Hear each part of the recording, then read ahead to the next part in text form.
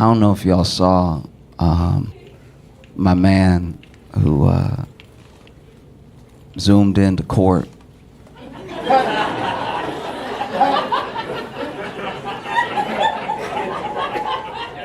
All right, in case you didn't see it, basically, because of the pandemic, ever since the pandemic, court, like as in the American justice system, has started to let people zoom into some of their cases depending on what it is, which is very progressive. That's wild to let somebody zoom into court and go ahead and give me a head start if I'm found guilty.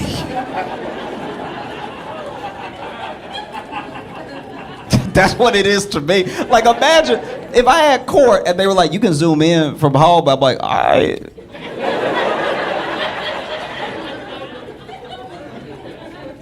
A couple days later, they're like, Mr. Johnson, we find you guilty. You know, please report to. I'd be like, oh, yeah, I'll be right there.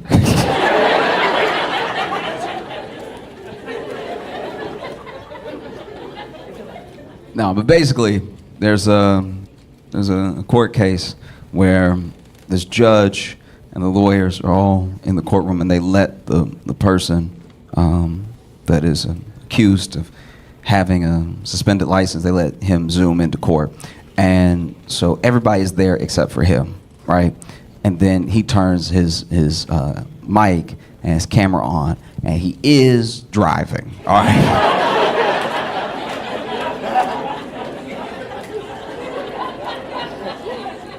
It's a suspended license case, but he driving. Suspended license, but he's and not only is he driving, by the way, he really cutting the wheel when he turns.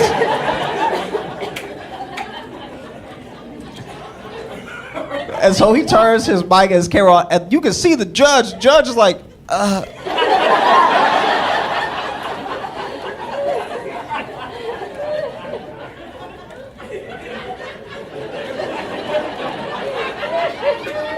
And even the judge is like, it's a suspended license case, right? And look, I don't know. I, thank goodness, have never had to go to court or Zoom court, all right? So I don't know what they have to do or what they don't have to do. But in my mind, like, why turn the camera on? Just turn the mic on. But maybe a condition of Zoom court is that you have to turn the camera on too, to make sure you pay attention and everything. Maybe, I don't know. But he turns his camera on, and the judge's like, "Sir, are you driving? Are you driving right now?" And he's like,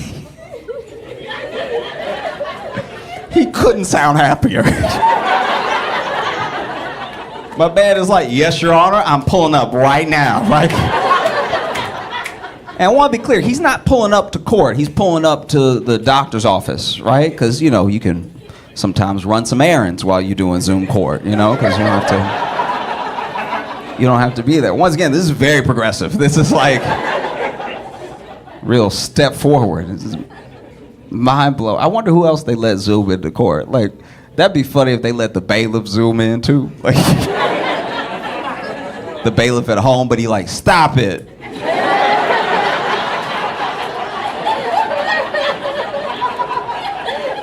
Y'all, cut it out. Cut it out. Don't make me. I will mute everybody in here. I don't care. I'll shut it down. And so the judge is like, "Are you driving right now?" He's like, "Yes, but I'm pulling up. I'm about to park right now." And then the judge looks at everybody and goes like, "Wow." It's hard to make a judge say "wow." I've never tried it, but I've watched a lot of court on TV, and I can imagine "wow" isn't said often. I'm sure even the stenographer was sitting there like, and so then he pulls up, and the judge is like, "It's a suspended license case, right?" And then his lawyer is like, "Yes, Your Honor." And he's like, "But he's driving right now. Like, he in the car. Like, we can see him. I saw movement." behind him, which means the car was in motion. He wasn't just sitting in a car, which would still not be advisable to your suspended license case. But like, he wasn't sitting in a car, just movement. They were like, yes, Your Honor. And then he was like, oh, okay.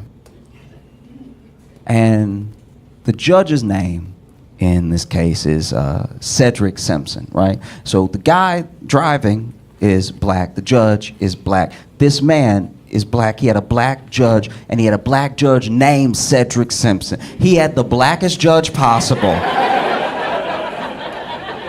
You had the blackest judge in America. As a black man, and you are wasting all of it right now. This is Cedric Simpson. And the way my man was staring at the camera, and then he said, judge says, am I missing something here? Because I know the law. I know so much law, I'm a judge. And I don't know what's going on right now. And so then they were like, no, Your Honor, you're correct. You know, he's driving right now. And it's, you know, his lawyer just over here like, I've watched a lot of judging. I've watched Judge Judy. I've watched Judge Joe Brown, Judge Mathis, and never in the history of judging have I seen a black defendant with a black judge that just was looking at him. And you could tell that Cedric just wanted to be like, nigga.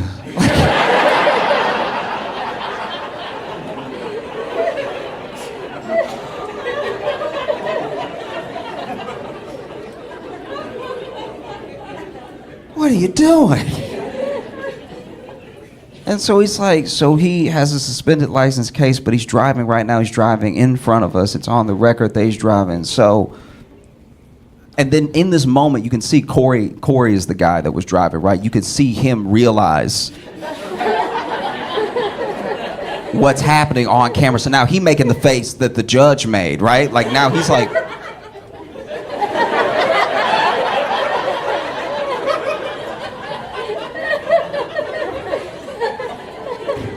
and at one point, because you know how Zoom does, so anyone making noise, it highlights them for a second, right? And so the judge asked a question like, it's a suspended license case, and he was just driving right now in front of us, and you hear Corey go,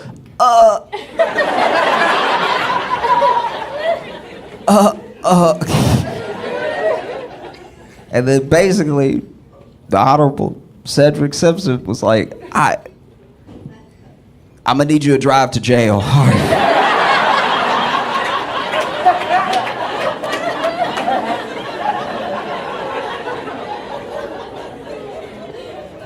But look, there's more to the case. There's actually an incredible amount more to the case, a disappointing amount more to the case. Because basically, this dude spends 2 days in jail, but then it comes to light, I don't know how, probably because of the virality of the clip, that there was actually some form of clerical error way back 2 years ago, so that his license should have never been suspended in the first place.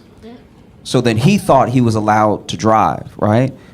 And so then people come out of the woodwork apologizing, being like, that's so unfair. And then also it was a highlight of local government and how sometimes the government can get things wrong. There's too many people talking to each other. There's too much involved. There's too much paperwork. There's too many wires that can get crossed and everything, because they were like, oh, all you had to do was get this office to speak to this office to reinstate his license. But apparently they never did that, right? So now there was almost like a backlash to the backlash, where people were like, we messed up, we were all laughing at this guy like, what an idiot. Turns out he thought he could drive and everything.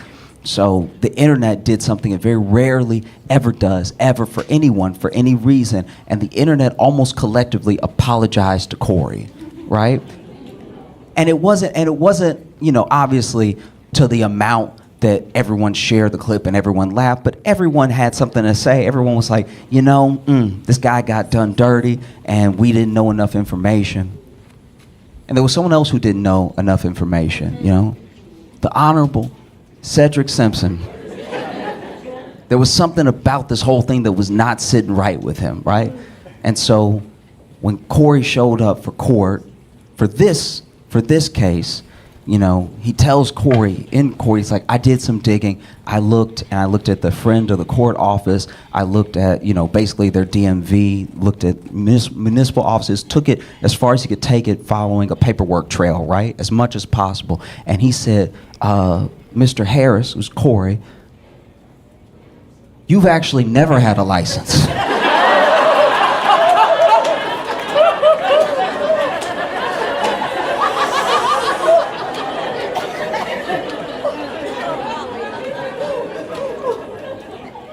Like you never had a I don't know how we got here. You've never had a license. And then the Judge Sims asked him, he's like, where were you? And I can't remember if he said 2022 or 2023, but he was like, where were you December of 2020, whatever? And he was like, oh, I think I was, still laid up from my accident and everything. He's like, actually, no, you were at the offices getting your state ID renewed, okay?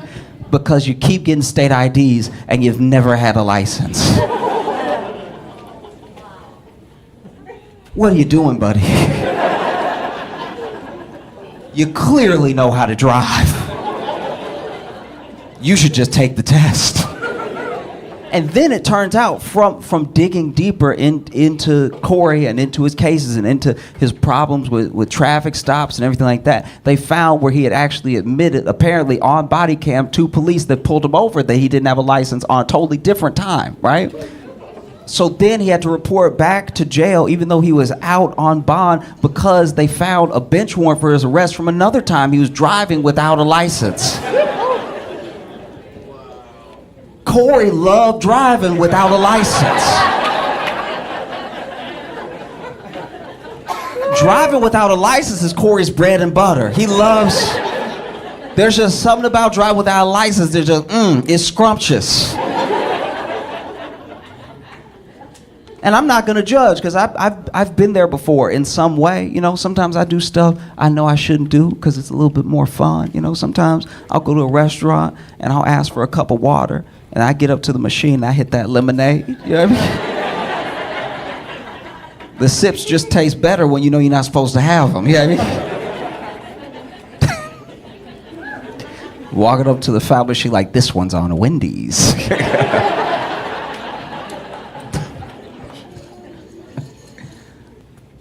I got a newfound appreciation for moms this past week. I love my mom. I've always appreciated my mom, but I mean moms as a whole. You know what I mean? Because the thing is, I was just at an outing, and my friend who's a new mom. She had to run and do something, and so she asked me to hold her baby. When I tell you this was the heaviest baby I've ever... The baby didn't look heavy because it's little. So you think little means little weight. And the weight, she handed me the baby, and the baby is not helping me at all. The baby doesn't even wrap his little arm around my neck or anything. Just the baby trying to be heavy, just doing this.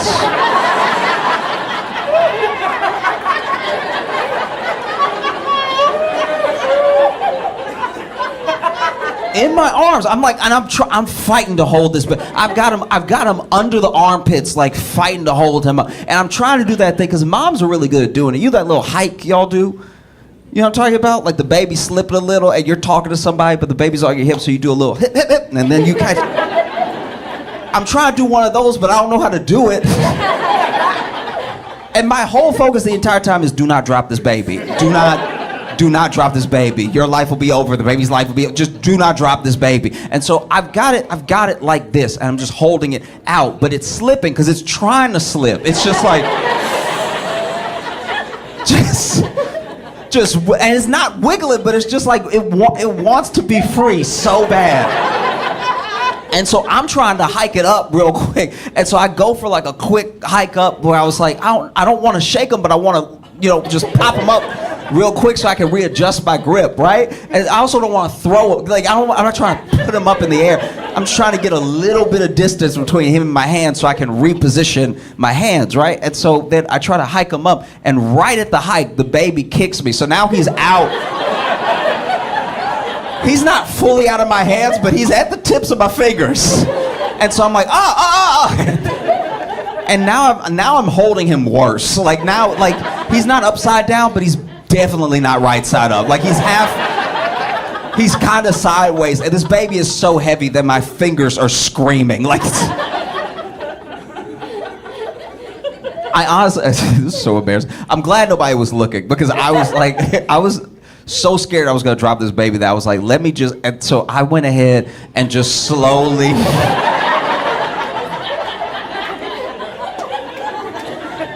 Because if I drop the baby slow, it's not dropping the baby. I mean, so I was like, let me get him as close to the ground as I can while I got a grip on him, and then I can readjust from the ground.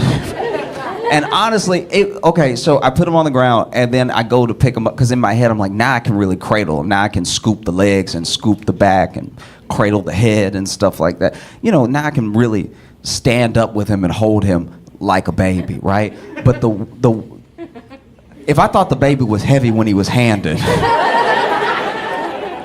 trying to pick this baby up from the ground was like Thor's hammer. I don't know what. It's like the baby ate in between me holding him here and putting him down. Because trying to pick this baby up from the ground, I honestly had to use my legs. Like I really had to get in squat position. I finally picked this baby up, and I'm holding him like cradled, right? But now he over here trying to slip out of the edge and be upside down.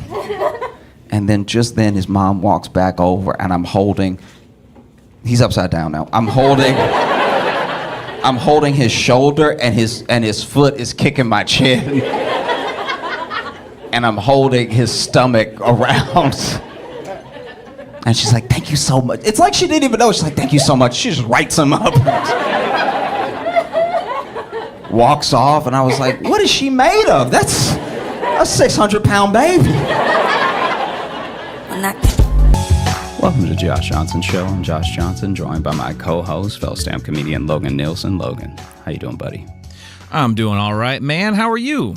I'm doing well. I went to cryotherapy for the first time. Cryotherapy? Yeah, have you heard of this? I've heard of the name. I guess I'm not entirely sure what it is, but I'm hoping this leads to you being some sort of supervillain. No. I mean, some sort of that accident. Would be great. Cryo Josh out in the world. Basically, I still have a little remnants from the injury in May. Mm-hmm. And so go check out the episode Joshy Hurts His Boob for all the details. And so basically, we actually named that episode. We're supposed to lower the inflammation because apparently the tendon is still inflamed.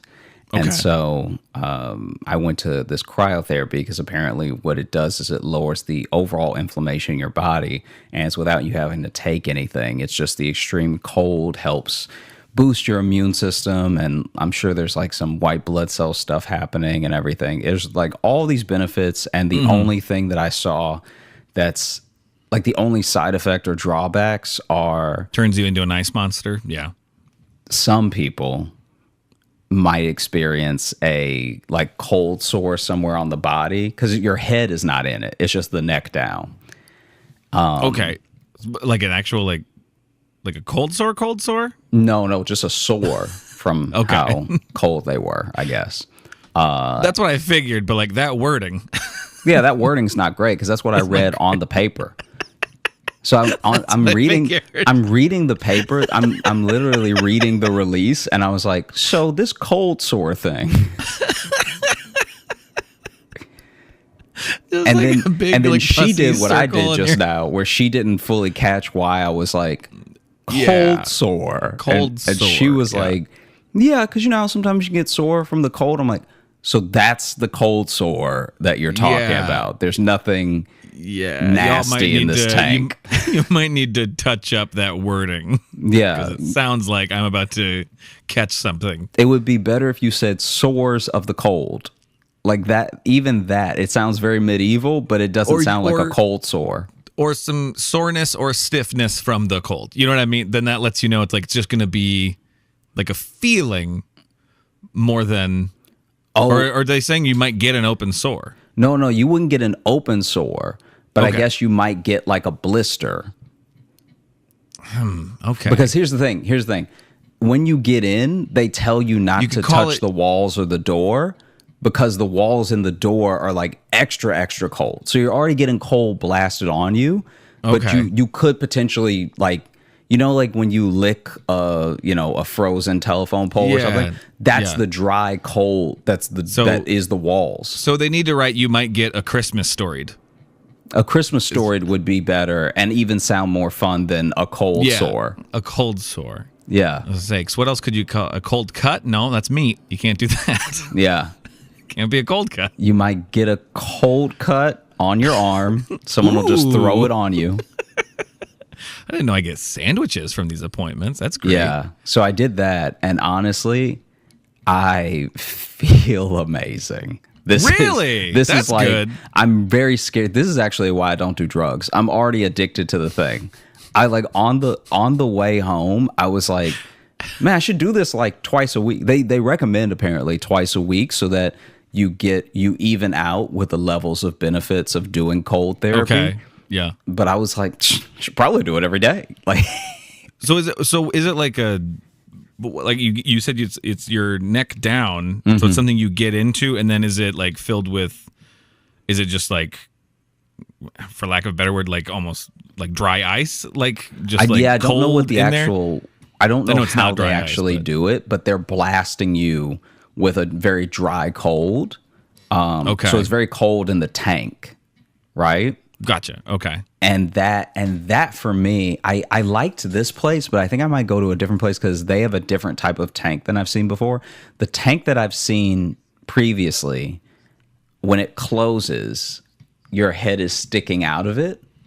Mm-hmm. And in this one, the tank was very open at the top. And I don't know which one's better or if they have an effect obviously this place is very successful. The other thing is how I came to find out about it. So I guess that place is successful. But that was the only thing where I was like, I might go to a different place where I'm truly like Iron Lung. Like you want like it wrapped around your neck, like because I think that's the only there? way. Because what I need is my chest, and I felt it blasting my legs the whole time. Okay. And even though the rest of my body ended up getting cold, I was like, for what I need, I should almost be upside down right now. Like I need the cold blasting my chest. Do they have a small one that only goes around your chest? No. No place has that? No.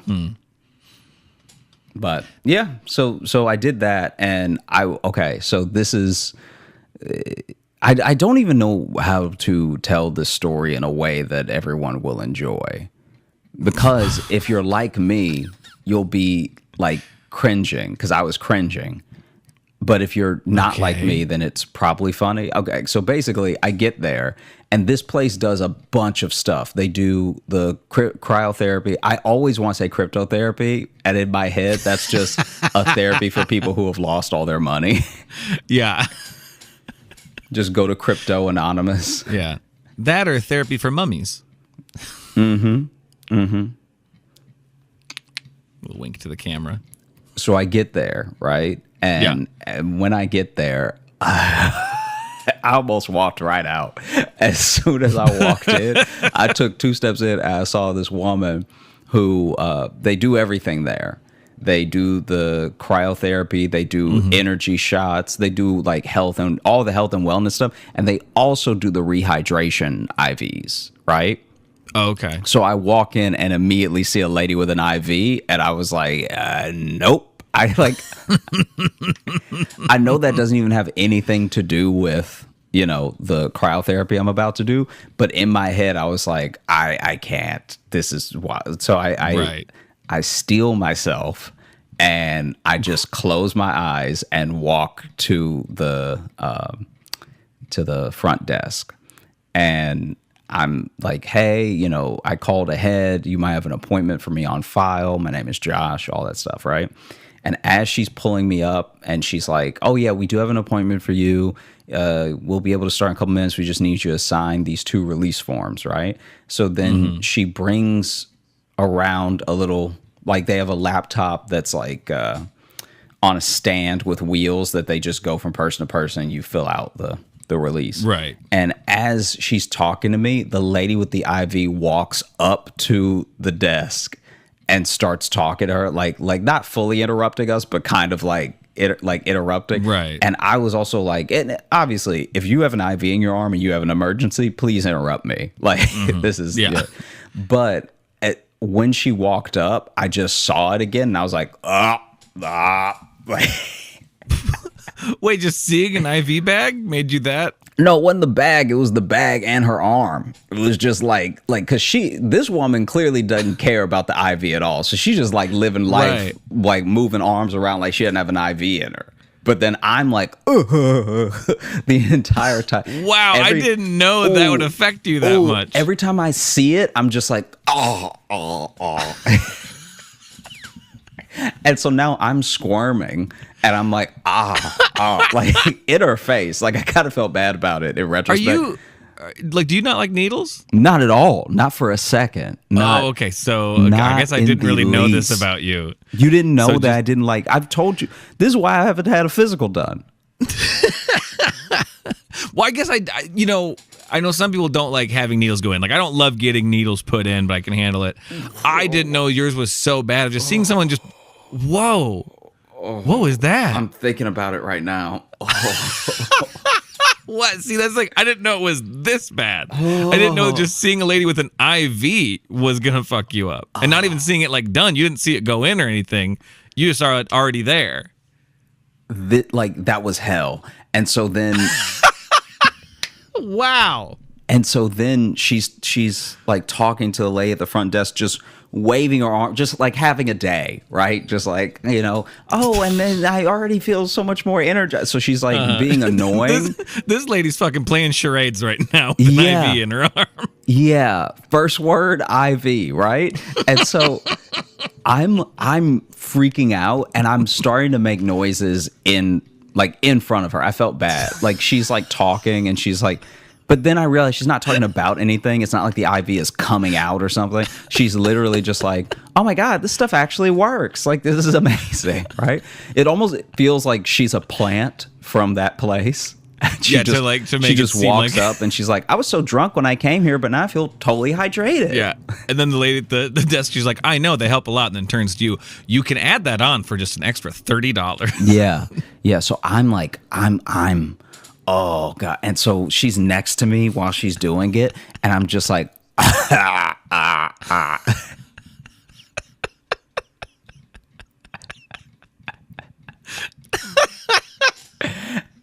And so then I start making like little noises to myself. They're not that dramatic, but they were like, oh, like that thing, right?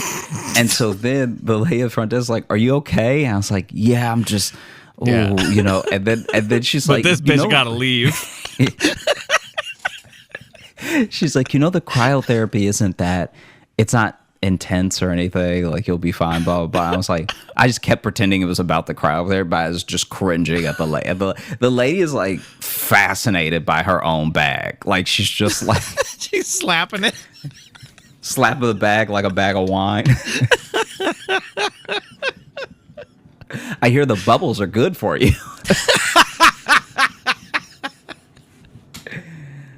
Oh. Yeah. They make you more buoyant. Yeah. I was, I hated it so much. I hated it. I was like getting disgusted and angry, and I wanted to cry, and it wasn't even happening to me. And I was like, it was like to the point where I was ready to be rude to her, because she was like, she just kept talking, but now she's like not even talking to us. She's just talking about life, or whatever. Yeah. And I was like, I can't. She's probably not even that dehydrated. She just needed friends. And so then she wheels around the little computer for me, and I'm like ducking under the computer so I don't have to look at this woman. This was like I was like under. Like trying to get like the eye line with the computer to block her out. Yeah, I'm looking dead at the keyboard with my nose to it, so I don't have to look at this woman because she's just like, oh god, it was so gross, it was so nasty, and then it was my turn to like do the cryotherapy, and I go in there. Oh god, I hated it. And then I had to walk past her, and I was like, "Don't this is like doesn't even make sense. This is how you know it's like a weird phobia." I had to walk past her, and as I'm walking, I'm like, "Do not trip on her stick. Do not trip on her stick," because like the stick that holds up the IV. Because in my head, I was gonna trip on the stick, and me, the stick, the bag, and her were gonna go flying. You know what I mean? Yeah. And I was like, okay, just walk. I literally walked. You're gonna trip over it. You're gonna pull her. You guys are gonna get tangled up in it, right? The needle's gonna fly out of her arm into your arm. She's gonna be talking the whole time. I walked past her, like, you know those people that are scared to cross bridges.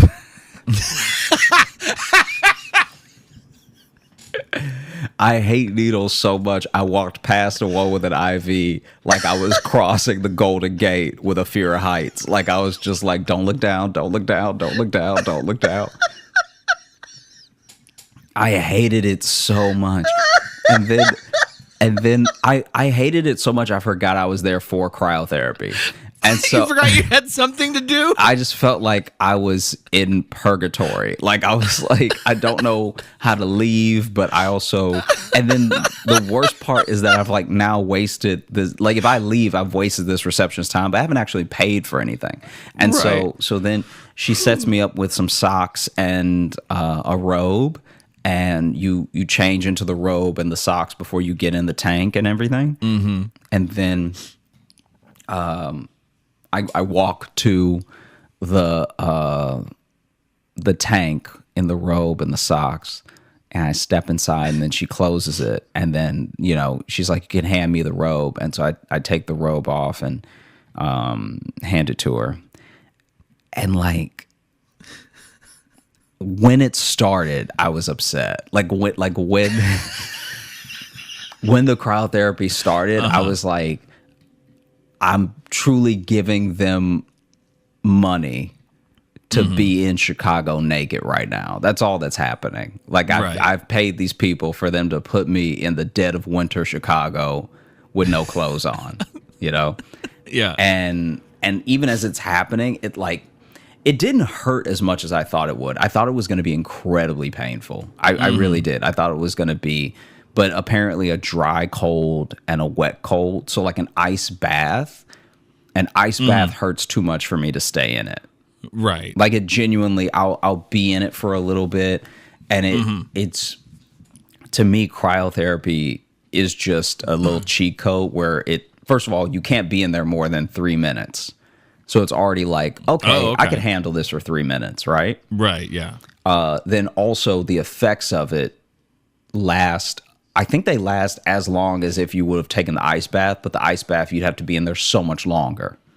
Okay, yeah. And so it really is like a nice little life hack cheat code thing, Okay. So first minute, I was like, oh, this is really terrible. And then the second minute, I think I was just numb to it. Like I didn't even feel it. And then probably. The third minute, I was like, I think I need to get out of here. Like, right, yeah. When we were getting into the third minute, I was like, I think I'm healed. I think open this door. Like I just did not want to be in there anymore. And so then, also I did accidentally touch the wall a couple times, and it is like, it's so cold. Oh, yeah. It's like fire, right? Yeah. And so I see what they mean about the cold sores. And so then we finish up, and she hands me the robe. And like as soon as I put the robe on, I'm straight up like tingling. Like I'm just it honestly, it felt so good. And there are some things that obviously you can't feel in life. Like when they say lowers inflammation, where it's like, I guess you'll see the effects of that if you have a sort of condition and then it starts to go away. Like that's what I'm hoping Right, for with yeah. my chest, is that the inflammation will drop and stuff. But overall, I felt like they say that it has the ability to trigger and release endorphins and stuff. So it's also like a mood booster potentially. Oh, that's why it made you feel better after all the needle stuff. I felt so good. It was good for your mental health, not just your breastal health.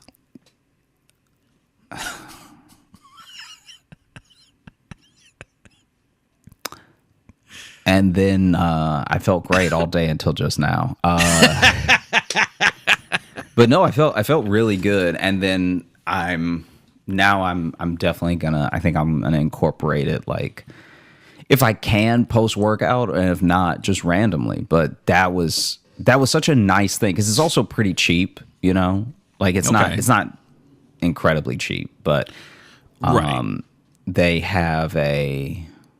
Which I guess I didn't even ask them for. That's the other way they get you probably. I was in such a good mood, I forgot to ask for the first time discount. Oh. Yeah. Wow. So you gotta see if you get that second time discount. Do they recommend you do it like a certain amount or every so often, or is it just? They said they recommend twice a week. Oh, okay. Yeah. Is that what you're gonna try to do? You think? I bought 2 more. So I bought the one that I got today plus 2 more or something. Okay. And I don't know if I'll go to that place again after I get done with my sessions. Only Not because that lady's there. Yeah. Also, I'm good with them doing what they gotta do to make money, like do all the health and wellness stuff. But just to have the person like out there, I was like, ugh, woogaboo. Yeah. It's not a good in-store greeter. Like even a crack house has the decorum to not have someone with a needle in their arm at the front door. I don't believe you for a second. Just throwing it out there. Throwing it out there.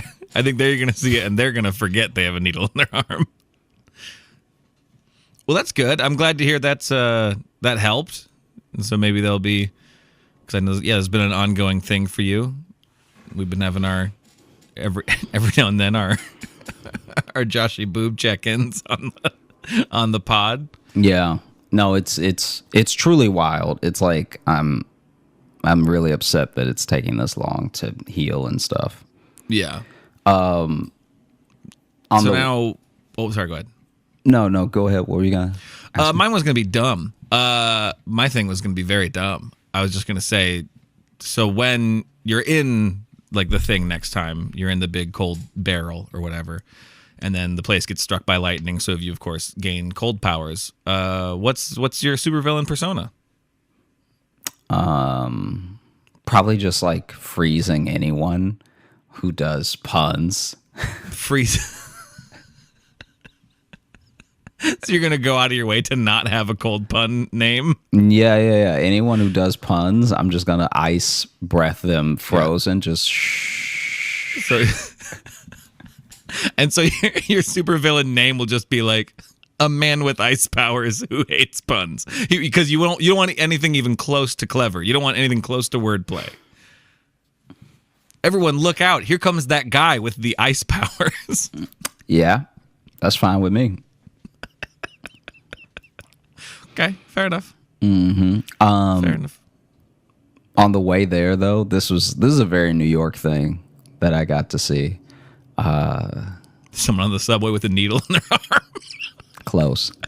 So I was waiting on the train to head there, and this is like at my stop. So Okay. you just to paint the picture for you, you've been at Yep. this station. This guy is walking. Just went through the turnstile, is walking to the platform, and he walks so close to the edge, not even trying to be funny. He walked so close to the edge that I thought he was going to jump, right? Oh, really? Like you rarely see people that close to the edge. Like it looked like his foot was going to come off of it, right? And he stops and he stays right there. And then he's texting. And then the train comes, and a couple people even start moving towards him, being like, "Hey, yo," because the train is to coming. get hit by right? this train, yeah. And his arm, he's texting, and his arm isn't fully extended out, but it's extended out enough to be a problem, right? Yeah. Train comes in. Train's actually not even coming in that fast. It's not coming in that hot to the station. Okay. But this dude, this is pure chaos. This dude is texting. Train comes. A couple people are like, "Hey, yo," right? Train passes him, knocks his phone out of his hand, right? Yes. So knocks just the tip, like it must have just hit the tip because the phone flies out of his hand and onto the track, right? And then this dude screams, rears back, and then punches the moving train and then leaves. And I was like, yeah, you've like essentially subbed up New York in a moment. Sometimes you gotta punch a train. Because it was this dude's fault, you know? Yeah. Train didn't do Yeah. anything crazy. Train No. didn't hop onto the platform for a No. second and slap his No. phone out of his hand. No, train did the one thing trains do, which Yeah. is be on tracks. Yeah. Is to roll along those tracks. It's very easy to not get hit by a train because you know where they're gonna be. This dude had his arm out just enough. Because looking back, I'm surprised that his arm didn't get taken off, you know? Right. But that's If he's also that just a close. testament to how, like, he was close, but not. Because he was holding his phone, like, he really was holding his phone at the ends of his fingertips like this. Okay, so like, wait, yeah, and then because especially too, if you're already like way like at the end, and then a lot of people when they look at their phones are looking down. He's lucky he didn't get fucking hit in the head. Yeah, yeah. And so the way that he's holding his phone is like he's handing the train his phone anyway. Yeah. I mean, this man doesn't deserve a phone, is what it sounds like. So it I flies have out no of his sympathy head. for him. Flies out of this man's head, flies like onto the track. This dude punches the train and then walks back through the turnstile and leaves. Well, like, if he's punching a moving train too, that punch isn't gonna feel good. That's gonna like carry your hand. You know what I mean? You Yeah. just hit it for a second, you're gonna. Yeah, especially if Almost you get- punch one of the doors, it's taking you with it. Yeah. And then he just left. Yeah. That must have been him just in that moment being like, well, whatever I was doing is over now. I guess we don't need a Sunday. Off to the phone store. I'd like to think he just bought that phone. That'd be great if he like just came from like an Apple store. And that's why he's holding it so far out. He's like, why is there no home button? and then it flies out of his hand down the track. It's even better that the train hit it that way, almost like a like a high school junior knocking it out of a freshman's hand. Just like slap. Get out of here.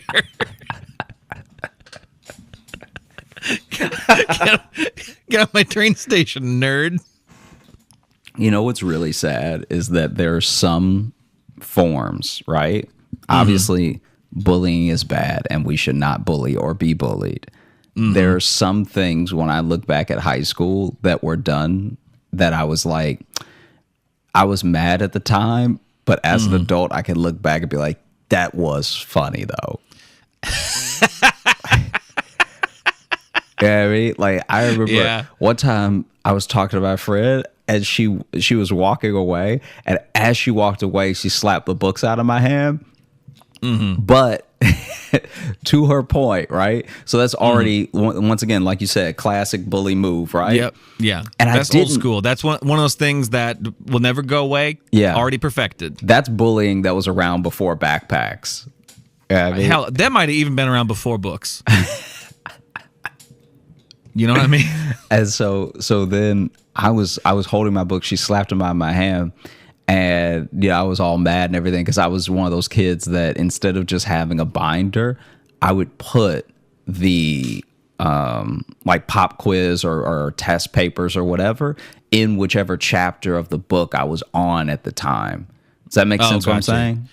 Yeah, I kind of feel you. Like, would you put it to like your book would just get filled with stuff to like go with each section? So Okay. my basically my books were booked marked by my tests.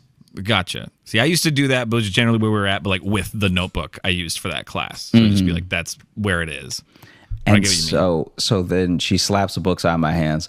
The books fly out, and then they open on the way down, so papers go flying everywhere. So now, not only did you knock the books out of my hands, but you messed up my system, right? You knocked the book in my hand, and then the book exploded. And then I remember turning around and being like, "What's wrong with you?" Right? And she was like, "I had to. You were holding them like a girl, right?" And when she said that, like I didn't get it at the time. I didn't get it for maybe 3 more weeks until one day I really did see all the guys carrying their books like with the hand under the On the books side. and on the Yeah. side, and the Kind of girls like, like a football a little bit. yeah, like a kinda. football, and the girls were hugging them to their chest, and I was like, oh, I really was standing there hugging my books to my chest while I was talking to her. And she was like, you made it too easy. Because if you had been holding them like a football and I slapped it, you might have been able to catch them or whatever. But she was like, they just went through your arms. I just saw an opportunity and I took she it. just hit the top of it. She and just hit the knock it top straight of the down. books and they all flew down. That's pretty good. Yeah. I probably looked like she slapped the books out of Harry Potter's arms because the way that the papers fell and flew was like the books had wings that were coming off. Yeah. No, that's pretty good. I'm disappointed in myself for how enjoyable I find it to just knock something out of someone's hand. It's so stupid. It's so childish. I know it's the worst, but like especially something that you know is not going to break or whatever, and someone is just holding. I'd still do it. I do it to adult friends. If they're holding a notebook, I'll just slap it out of their hand because it's funny. And I know it's dumb. I knock Jess's phone out of her hand all the time when she's just sitting on the couch looking at Facebook, or I'll just slap it. She gets so mad at me, but it will never not be funny to me. One of the most pimp moves, like those things in high school that a kid does that makes them legendary, One time I was hanging out with some kids after school. We went to Sonic, right? Now, do you have Sonic? Not like nearby. There's some in Iowa, But you not just like know really. what Sonic is, right? Yeah, I know what Sonic Okay. is. I've been to a Sonic. Yeah. So he had got the popcorn chicken from Sonic, okay? And he had a piece of popcorn chicken in his mouth. And we were sitting outside in the little, how they don't have that much outdoor space, but at least every Sonic has that 1 or 2 outdoor space seating, like picnic tables. Yeah. Okay. Yeah. So we're sitting on those. And he's so excited. He'd been talking about the popcorn chicken the whole time. And I guess it really was low-key annoying. And so he finally gets the popcorn chicken. He grabs one of the biggest pieces and goes to put in his mouth. And then another kid, like through his fingers that are pinched like this around the chicken, right? So through them, the other kid slaps his hand up. So he perfectly launches the chicken between his fingers, right? So he slaps it out of his hand. That kid looks up and is so shocked that there's this much evil in the world, right? Looks up and then just stares at it and then catches it in his mouth. Fucking legend. King mode. Like I don't even know if you need to get your GED after this. You know what I mean? Like I think No, you you're could just tell principal now. people that happened Yeah. and they'll be like, we need to hire him immediately. The second you said he knocked the chicken out of his hand, that's what my brain, that's how I wanted it to end. Yeah. I'm like, the coolest thing would be is he caught it in his mouth. And I was sitting here while you were telling that. I was hoping This the kid whole time this would happen. looked up and had enough time. This is how hard the other kid hit it. He had must enough have time. Launched it in the air like a rocket. Yeah, he had enough time to look at him and look hurt. He straight up October skied that chicken up there. He had enough time to look at him, look hurt, look up at the sky, clock it, and then move his head just right to catch it Yeah. in his mouth. Yeah, that's it. You do that, you get a scholarship to play whatever sport you want. Hey. Doesn't matter. You should be playing something. If I slapped the popcorn chicken out of somebody's hand and they caught it in their mouth, I'd be like, God is real. All right, like I'm gonna have to change my ways because clearly, Yeah. I would just look at them and be like, I work for you now. Mm-hmm. You beat me.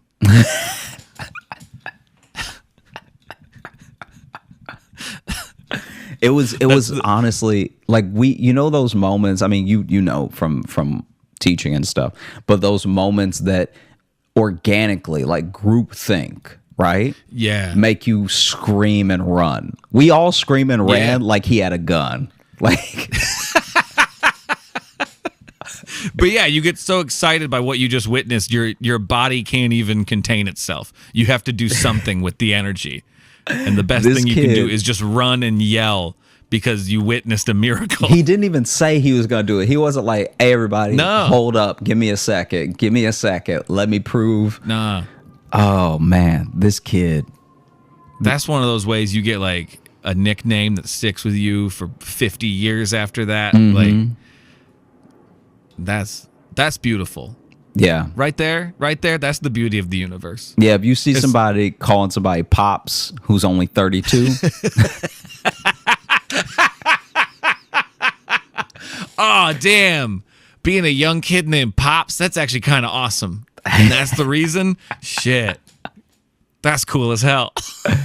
I think even the people who try to act like they're above everything would be like, that is actually pretty cool. You know those people who you tell something and they're like, oh, yeah, I guess. That seems kind of dumb, you know? Even those people, oof. Like, to me, this is not a you had to be there story. This is like, in what world does someone slap something so small perfectly out of your hand, launches it into the sky, and then you have the strength of character and the calm to tilt your head a little bit to the right. Find it. Like that means he has the eyes of a pilot in World War II that didn't have all the like fancy computers to tell him where the other planes were. He had to eyeball it and hope he wasn't just shooting a dark cloud, right? Yeah. He just knows how to bomb that factory he can clock it from the sky. This kid was like, if I move my head enough, if I open my mouth enough, because it was also a big piece as well. Yeah. This wasn't like a little bitty nugget. That's not a you had to be there story. That's a I wish I had been there story. Yeah. Because just hearing about it excites me. If I would have seen it, I would be a different man today. Maybe that's why I really believe anything could happen, because I saw that kid turn his head a little bit and catch that in his mouth. Yeah, you have a little more sense of magic in the world than I do, and it may be because of that moment. Man, that's where you and I split. Because one of us got to see that and one of us didn't. God damn. God, that's cool. Next time we're together, we're going to try to recreate that, okay? Because it wasn't slap chicken out of your hand and you're going to try to catch it in your mouth. There's just going to be chicken all over the floor. Oh, for sure. We're going to ruin that hotel room, but we're going to do it. The fact that like it wasn't a light tap, you know? I mean, it sounds like he hit it hard enough to really send it. So it's also really lucky he hit it straight up. That's what I'm saying. Because honestly, yeah. if you're hitting it with that force too, you'd probably just be launching it at a weird angle. You'd think you'd be launching it behind you to say that you started with your hand down and you did one of these.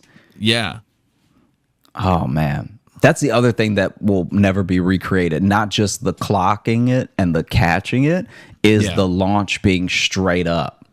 Yeah. You'd have to try so hard. Yeah. I don't believe in God, but like that would get me close. That would get me close.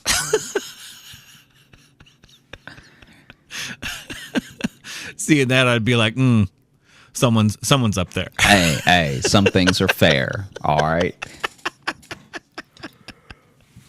Yeah, sometimes life is just great. God damn. That'd be cool. So you water bottle flipping kids, you ain't shit. That trend that ended 8 years ago. Yeah, make that water bottle the size of your thumb and pitch it straight into the air and catch it down your gullet. Yeah.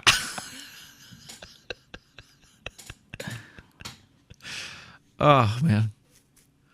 Although there was a real science to the water flipping, because it really did depend on how much you filled up the bottle. Because I could see, I saw one guy, this was like online, so it's not like I was there, but there was one guy who got the bottle to flip 3 times before it landed perfectly. And I was like, that's the real skill.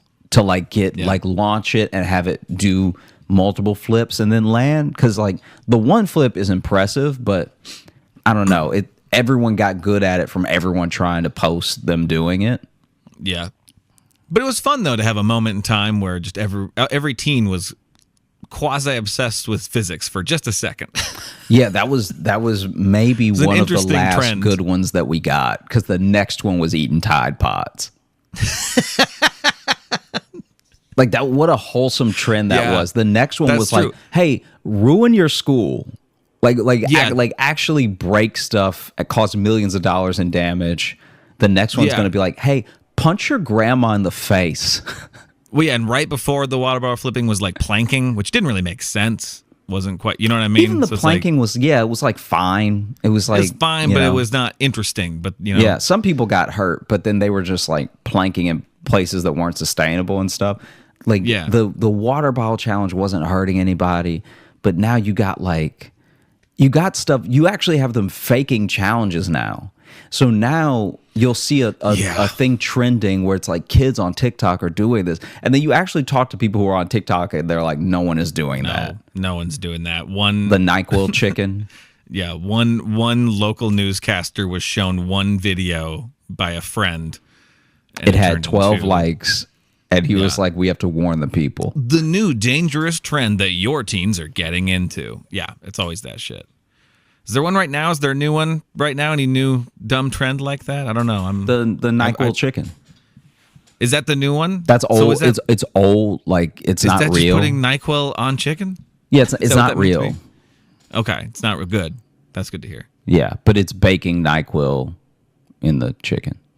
Okay. I know you said it's not real, but why?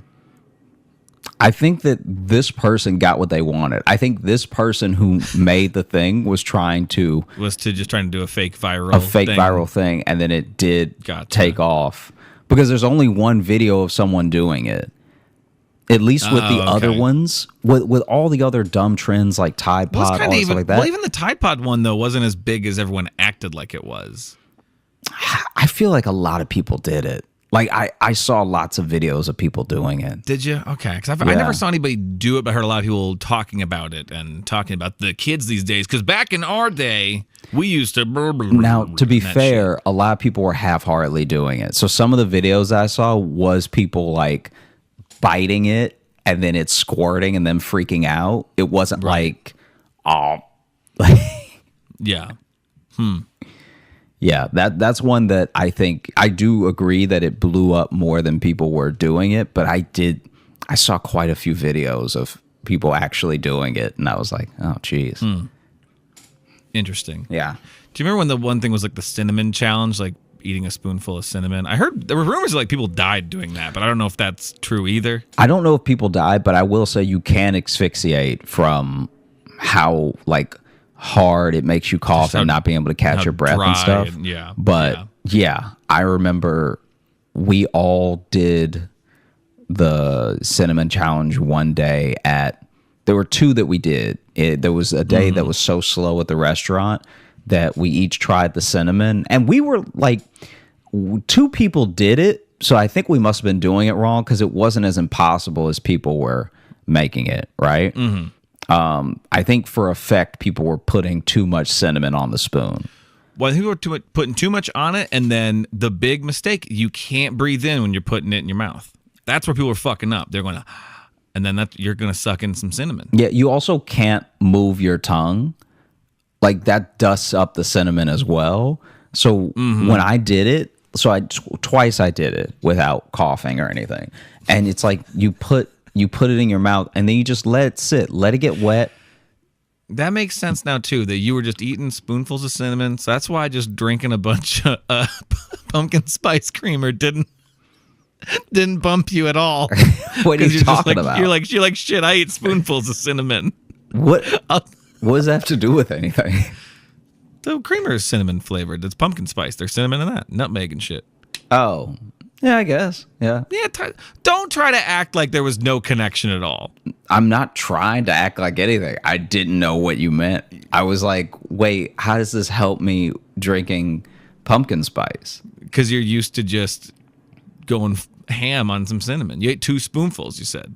Yeah, but these are wildly apart. These are years apart. I ate 2 spoonfuls of cinnamon when I was in high school. And now you're like, yeah. And then years later, your tongue is still dead from when Just trying to trying to make some callbacks for the fun. I love when you get pissed off when I bring up things that the audience likes about I'm not stories. pissed off at all. When I try to make callbacks about things that our audience enjoys, and you get really annoyed when I bring them up. I'm not annoyed at all. I'm literally, at first I didn't know what you were talking about. Now that I know what you're talking about, I'm like, oh yeah, but that's still so far away. I don't know how it would have helped me. It's like being a swimmer in high school, but then like after college, you're like, I used to swim. Used to swim real fast. Now I'm just a guy who can swim. Okay, I don't think that really applies to what I was saying. Yeah, like if I had drank the pumpkin spice in high school, I think I'd be fully with you. I'd be like, yeah, I'm knocking back loads of cinnamon, so of course I I'm also not didn't gonna. know it was high school. You just said at work. No, I didn't no, know at the it was in high restaurant. school. At the restaurant. I didn't know you worked at the restaurant only in high school. You said the restaurant. Oh, I thought you knew. Listen, believe it or not, I don't go throughout my whole life thinking about how your life planned out. You know, what jobs you had when. I feel like I've said it many times. You said you worked at a restaurant. I didn't know it was only in high school. It was in high school and college, so some of college, but yeah. And you drank pumpkin spice creamer only a couple years after that. I wasn't that far off. Years though. It was a joke. It was a fucking joke. You get so touchy about the pumpkin spice shit now. You're saying I'm touchy, and I'm laughing. I know, but you always, lately, anytime I bring up the pumpkin spice shit, you always get like, well, what does that have to do with anything? Like, you get so, and it's like, just right now, it's the fall too. I'm getting messages I'm getting tagged and shit about pumpkin spice because of you. Yeah, no, I have too. Yeah, I feel like they're tagging both of us, but they message independently. They do. And it's funny and I appreciate it. It's a running gag. And now when I bring up the running gag, you're like, and what does that have to do with anything? Why are we even talking about this? I don't know what you're talking about. I didn't even like it that much. I feel like you're characterizing a thing that I'm not doing now. No, this exact thing happened like a couple episodes ago, like not that long ago, where I just referenced the pumpkin spice thing and you were like, what does that even have to do? It's the only time you give me like aggressive pushback on a joke is now when it's about the pumpkin spice creamer. I don't know if I know what you're talking about. Yeah, how convenient. But yeah, you put the cinnamon on your tongue and you just don't move it, and then it'll get anymore. It'll get Shut wet. up. It'll get wet, and then you can just swallow. It's the big old helping of wet cinnamon. Also, the crackers. Have you ever done the saltines, that challenge? What's the specific challenge on that? I'm pretty sure. I can't remember if you have to eat 6 or you have to eat 10, but you have to eat that amount of saltines in a minute. And it, just like the cinnamon, it dries out your mouth so much that you can't chew, and you know. Yeah. Do you ever do that one? I don't think I did. No. Oh, that one was one I really couldn't do, and I tried it every which way. I tried to eat them one at a time and keep the mouth wet, and then I've also tried to like eat 3 at a time to get it over with. And either way, at 45 seconds, your mouth is so dry, it's not moving. Do you think we've peaked as a species? Maybe, but I don't think so though, because this is what we got right now. No, because countries like China that only promote educational and good spirited TikToks don't have these problems. They have other problems. I mean, yeah. But like the exact problems we have of like, what do you want to be when you grow up? Famous. It's like that's not a thing in a lot of other countries the way it is here. Right, yeah. Because here we all just want to get paid for being ourselves. That's actually. By the way, you can join our Patreon. That's actually what happens. A lot of celebrities now do go to very specific parts of Europe because they have no celebrity culture. They really do treat you like a regular person. Yeah. Like they don't. No, for sure. They'll tell you that they saw you on something, but they won't freak out. It just doesn't even occur to them. Right. Yeah. I'm pretty sure and Norway is that way or something. Somebody was telling me that Norway, like some of the Scandinavian countries, don't have that at all. Oh, really? That's what they said. I don't know. They always get ranked as like being happy as fuck over there. That's also probably what it is too. Is like, yes, you end up seeing like Matthew McConaughey or Sylvester Stallone, but you're also so happy in your life that you're just like, hey, I saw you in the movie Mud and you're really good. Do you want some ice cream or like, do you want? I'm just doing really well and. This is a great ice cream shop. Like, I would love that interaction. Hey, I saw you in the movie. I'm doing really well. I'm doing really well. So unrelated. I'm doing great. Are you hungry? Because my friends and I are about to go out to eat. If you want to come, I see you're by yourself, which must suck. Yeah. I don't have that because I have a great support system. I'm surrounded by love over here. I'm surrounded by family and friends who care about me deeply, and because we all have health care, we don't have any sort of like weird bitterness that we haven't worked out. It's really nice. Do you hungry? I've never hyperventilated. It's great to see you. It's really, really nice to meet you. Some people might be nervous meeting you because they don't have enough fulfillment in their lives, and I don't have that at all because I don't know if you've heard about our government and country, but we tend to handle things pretty well. Yeah. Frankly, you should be nervous to meet me. Just because. I'd be nervous if I was you, because if I were you, I'd be coming to a country with no health insurance of my own. Oof. I'd meet a person like me and be like, man, I'm nowhere that happy, and that'd probably mess up my day. Anyway, see you later. And you're like rich day. or something, right?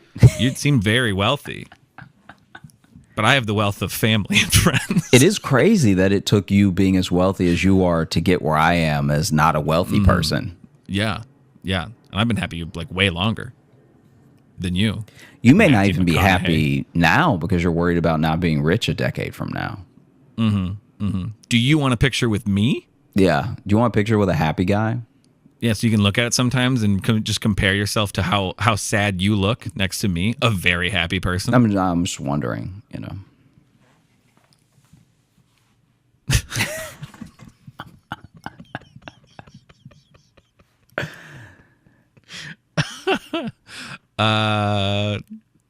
Anything else, or do you want to just mailbag it? Yeah. Well, let's open up the mailbag. Let's do a review first. This one, this is a 5-star review on Apple Podcasts. This is from Ballantyne 9K, and the title of it is "Worth Dealing with Apple Podcasts." I hate the Apple Podcast app, and I took the time to reinstall it just for this. Well, thanks. I have gone through the entire catalog in the last few weeks, and it has me laughing like a maniac. Both Logan and Josh have great energy to bring to the show. Each episode is like a wheel of random insanity as we listen to how Josh makes simple choices into harrowing escapes from his own bad choices. It deserves 10 internet points for each time they make each other laugh. I hope to catch them when they do shows in Chicago. Now, what can you spend internet points on? More internet, like maybe faster internet. Oh, see, now that'd be something. No, maybe the internet is literally so fast that you can't slow it down. Like as soon as you think it happens. As soon as you think what, it happens. As soon as you think about what page you want to go to, you're on it. See, now this I don't like, because now you're making the internet read my mind. Yeah, it almost feels like it's reading your mind because as you're having the thought, it goes to the page.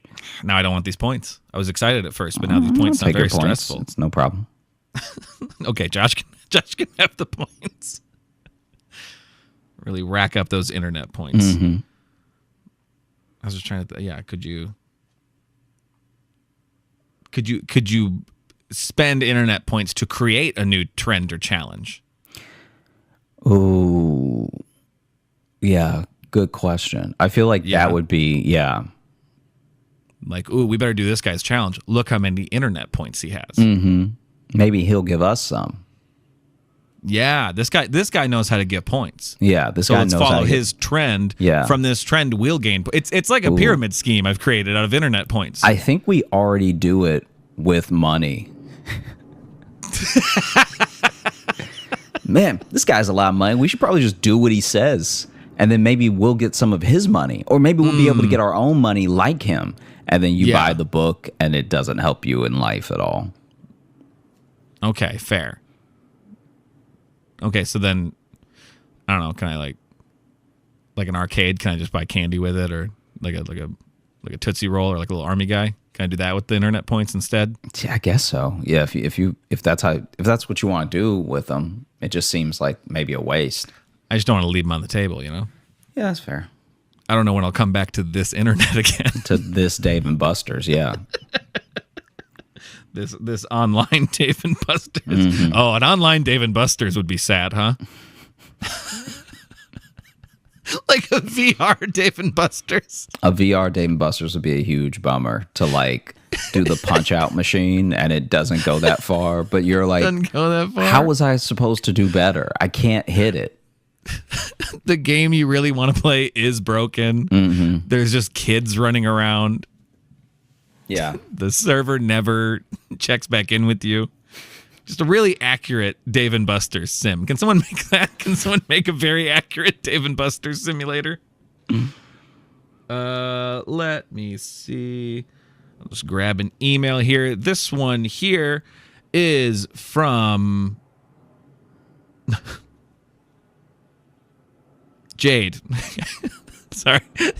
One of those ones where like the name of the email was, I'll say kind of an intense concept, but then at the bottom they signed it. So I went back down to check. So this is from Jade. That's completely fair. But this is called Sleepwalker. Hi, Josh and Logan. I listened to the episode about sleepwalking yesterday and felt a bit called out. I realized that I sleepwalk around the age of 10, and I'm in my 30s now. It's usually something like opening or closing a window, turning a fan or heater off or on, changing clothes or getting blankets, etc., eating spoonfuls of cinnamon, that kind of stuff. I added that last one. Etc., as well as trips to the bathroom. In my 20s, I realized that I also sleep eat. This wasn't brought on by too much inebriation because I was sober when was sober for over 2 years and lived alone.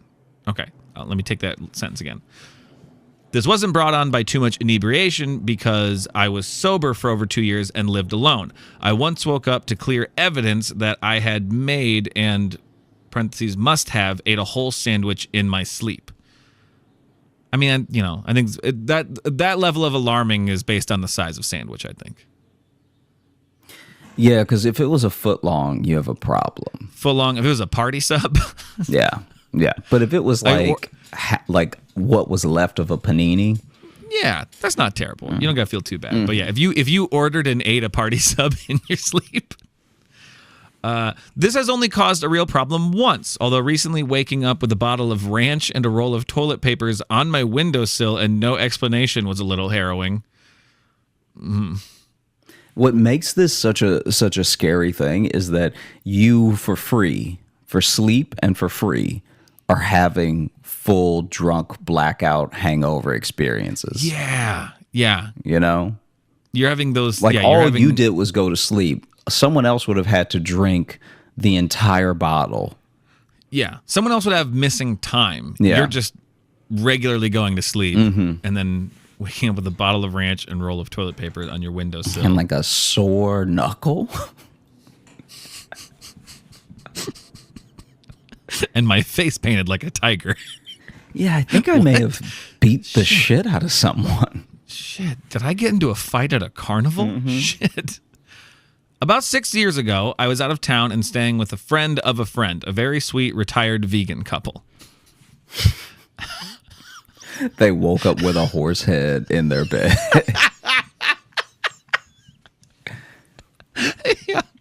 Yeah, I made them a full hog roast. They came down to it on their counter with an apple in its mouth. They had a guest bed and bath and were always ready to offer a home-cooked meal or fruit from their gardens. So when I broke their TV in my sleep, I was understandably extremely ashamed. I was dreaming that I was trying to pull open a very heavy door. Unfortunately, I was acting that out in the room, and the door was a tall, heavy dresser with an old box TV on top. Oh, a box TV, too. Those are big. Yeah. Those are heavy. Yeah. That's back when TVs had weight. I woke up when the TV fell face first and shattered. Damn, you must have dropped it too, because those things are hard to break. I swept up all the broken glass and waited with dread for the morning, afraid of angering the most hospitable people I'd met. This ended up being a beautiful lesson in forgiveness for me, as the wife told me that they'd wanted to update that TV for years, but wanted to wait until it didn't work anymore. Well, it didn't work anymore. I have stopped keeping junk food readily available in my kitchen, so when I wake up and realize I had slept 8, it was usually fruit or something healthy. Sometimes I think about keeping a security camera so when I see what the hell I do at night, but I quickly realized it would feel like watching the Paranormal Activity movies. That was going to be my follow-up things, like, I don't know if you'd want to watch that. Also, having loud foods is a very good idea. Like having just carrots. If I'm gonna like sleep eat, it's gonna be something that's gonna wake me up. It's gonna be carrots and Pop Rocks. That's what I keep near my bed. Take care and sleep well. Thank you, Jade. Yeah, but I don't know. I think about like actually watching yourself sleepwalk. That would feel spooky, even if you know you do it. You're watching you not being you. Yeah. Like not in control of you. Yeah. And then, what if, say, you see something else? You don't want to accidentally become a ghost hunter. It would be funny if you were tracking your sleepwalking and then you saw a ghost. And you're like, oh, shit, there's just demons in this house. Like, I just wanted to see where I kept hiding the butter. So I time did eat that bag of popcorn, but the pentagram was not me. That was not me. I was blaming myself. Okay. Also, too, I think them saying like, "Oh, we were going to replace it anyway." I think that was them saying that out of fear. That was them just being like, "Oh, we don't want to anger this person, so they don't." Clearly, little and strong. And we don't want to get strangled in both of our sleeps. I'm kidding. Well, that's good. It turned out the best way possible then. Yeah. To spike a TV on the ground like you just won the Super Bowl. Or lost. Fair. Well, thank you so much for listening to the Josh Johnson Show. We had a great time recording. I hope you had a great time listening. If you are looking to catch up with us on any of the socials, you can find me at Josh Johnson Comedy on Instagram, TikTok, and YouTube, where we're going to be posting clips of the show. You can also find me at Josh Johnson on Twitter and Josh J Comedy on Facebook. And if you're looking for Logan, you can follow me on Instagram at Logan M. Nielsen. And if you want to get into our mailbag, those are the 2 ways to do it. You can leave us a 5-star review on Apple Podcasts, or you can email us, joshjohnsonshow@gmail.com. And if you want bonus content and want to contribute to the show, you can join our Patreon, patreon.com/Josh Johnson Show. We have bonus podcasts and video stuff and replays of virtual live shows that we've been doing throughout this year. So head on over there and check it out. All the links and everything are in the episode bio. So everything we've mentioned, right there. It's all happening. It's all happening. It's all happening. It's all clickable. Mm-hmm. Mm-hmm. Mm-hmm. Mm-hmm. Stop. Please stop. Okay. Hey. Thanks so much for watching. Please like and subscribe. It really supports the channel. Hit the bell notification, because apparently it's the only way YouTube will tell you that something happened. And just tell a friend. That's the biggest thing you could do. Just tell one person in your life that you like, maybe you don't like, that this video happened to you. We release the podcast every Thursday on all the podcast apps, so you should find us there and subscribe on those and comment and leave reviews and whatever on all of them. And also, if you want bonus stuff, you can join our Patreon, patreon.com/Josh Johnson Show. We have bonus podcasts and videos and stuff there, and we'd love to see you I try to be optimistic about things, everything. So I'm not complaining. I didn't know how to take it. I'm still sort of blown away by it. Like, Trump and Mamdani met in the White House.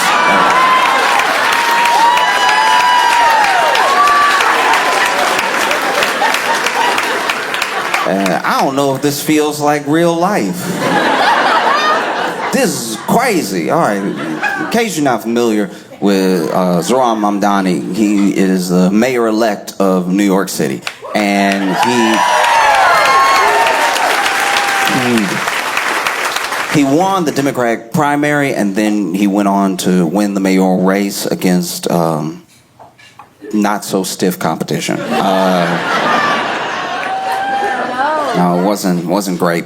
But he won and everything, and the entire time leading up, the whole campaign, he was campaigned against hard by not just his opponents, but by like special interests, by billionaires, and specifically by the president. The president didn't want Mamdani to win at all. The president was over here tweeting hard.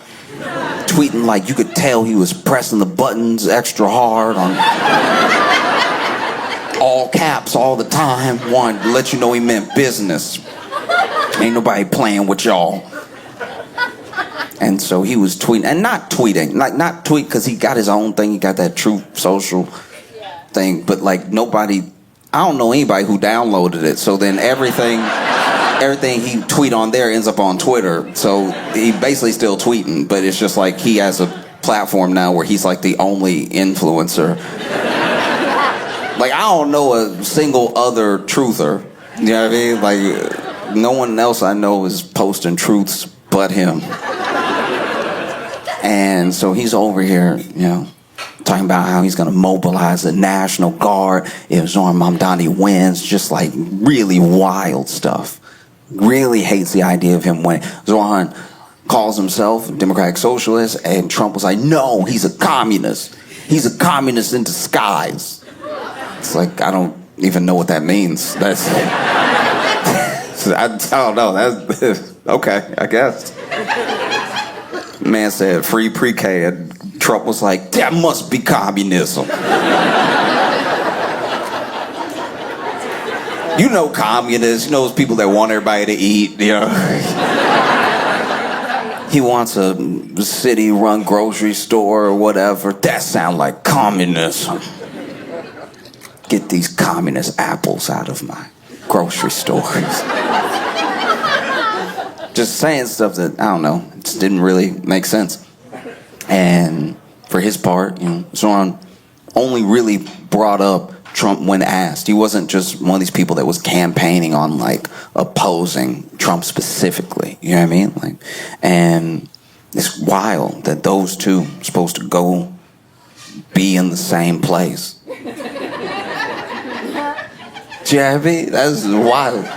He invited him to the White House. Zohran better than me. I would have been like, nah, it sounds like a setup. I know a setup when I see one. Nah, I'm good. You're not gonna Fred Hampton me. No way. And look, I get why, like, I really do get why he would go, though. He is the mayor of a city with millions of people who need the resources of the federal government, resources that have been threatened. So I understand going. I'm just saying he's better than me. Much better than me. I've been invited to friends' houses and not gone because I'm like, I think they're mad at me. No, I think it's gonna be awkward. I don't know. Might be a tense conversation. Just stay home. But yeah, crazy.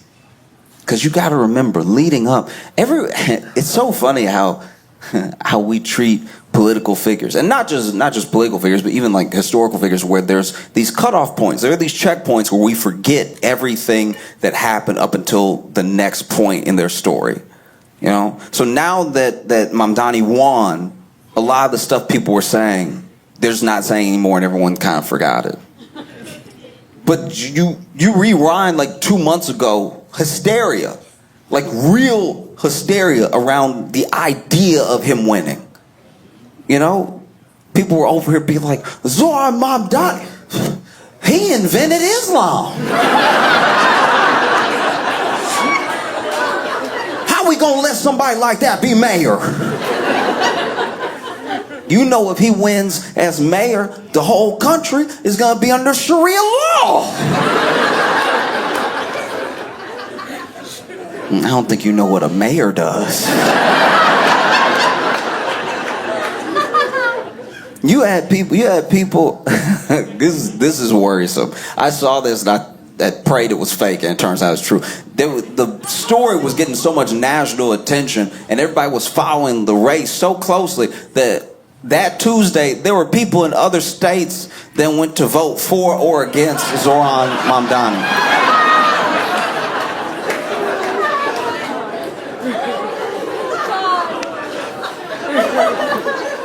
I can't believe how much of this country is missing a civics class. Like, this is terrifying. The idea is so many people would show up in like Virginia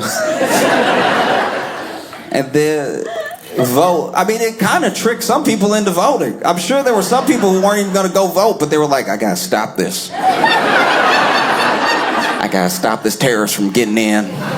And then it goes to the polls, doesn't see Zoran's name, and they're like, well, while I'm here. Oh, true hysteria around the idea. Because you remember, there were people who said if he wins, immediately New York is going to slip into the ocean or something.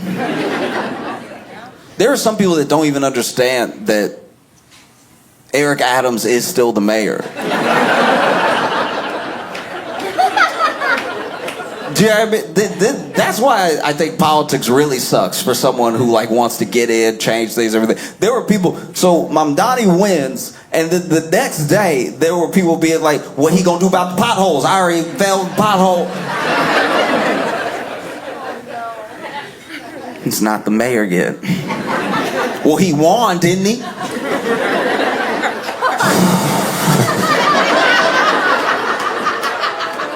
That dude's going to the White House to meet with the president. President Trump. I think that we think, because he's been in our faces so long, that we really understand Trump. I don't think we do. I think that Trump is an enigma, and I don't mean that in a deep way. I mean that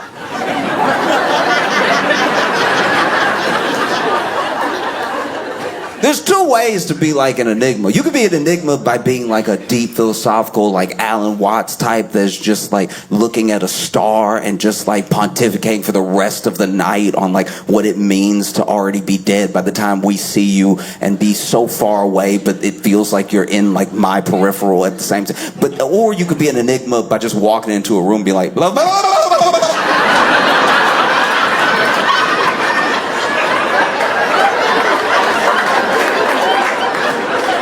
We don't really know why either person does either thing. We just sort of know that's what's happening. And so Mamdani goes over to the White House and they have a meeting, and like there have been a few people that have met with Trump that I genuinely wish I could have been like an invisible man in the room for. There's been some phone calls he's had. I remember first term. It was like first term. He's on the phone with a couple world leaders in one day. Like he's calling Mexico, he's calling Australia, he's calling. And it was the first time that we got a glimpse, because there were leaks of what the conversation was. It was the first time we got a glimpse of what it would be like for him to govern, you know? Because he was on the phone, he was talking about, you know, hey, look, I said, he's talking with Mexico, he's like, I said I would like get y'all to build the wall and everything. Just listen, just don't say you won't build it.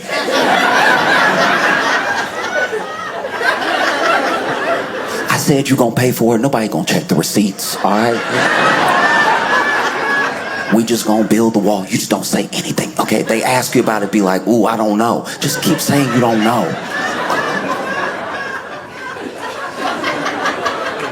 We gonna build the wall and it'll be fine, but just don't tell him.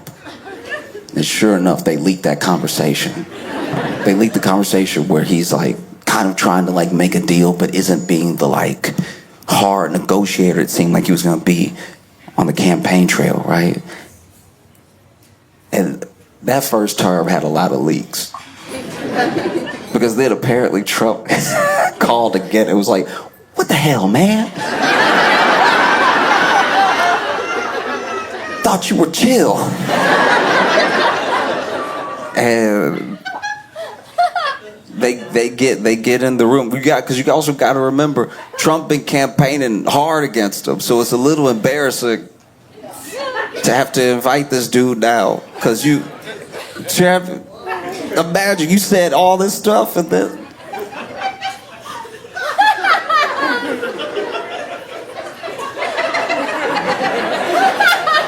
Dang, y'all aren't gonna like this at all, but.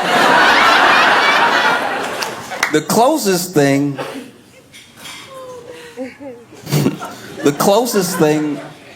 to what Trump must feel seeing Mamdani in the White House, even though he invited him, after campaigning so hard against him, and then seeing how many people love him and how well he could potentially do, the only thing that's even close to it, in high school, one of our friends got pregnant, right?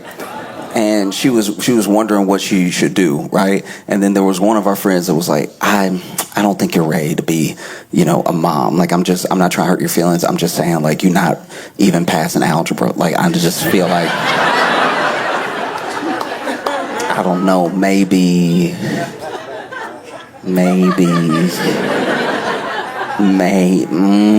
just saying. You were asking our opinion, I'm throwing my opinion out there. Maybe. And then, she had the baby, right? And baby's doing well, she's doing well, and she's still friends with her friend. So now her friend just gotta like hang out with this kid she campaigned against.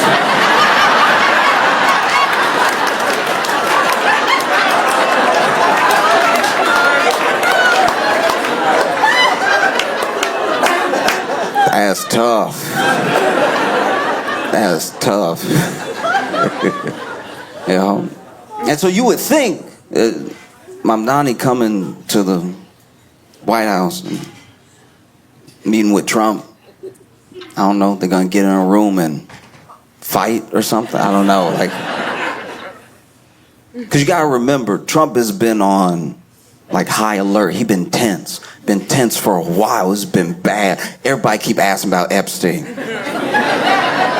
I imagine Trump try to go to McDonald's and order, and they're like, but what about Epstein? Do you know what I mean? It's a lot. And so he already on edge. This probably isn't the best time to meet him for the first time. That does just crack me up. Imagine Trump really trying to treat himself too, like taking himself to McDonald's in like his car, like not even being driven. And he's like, yeah, can I get 2 Big Macs and 6-piece nugget, get a large Diet Coke, another large Diet Coke, and an apple pie. And they're like, sure, anything else? And he's like, a McFlurry, too. And they're like, all right, your order is $48.25. What about Epstein? Like, what?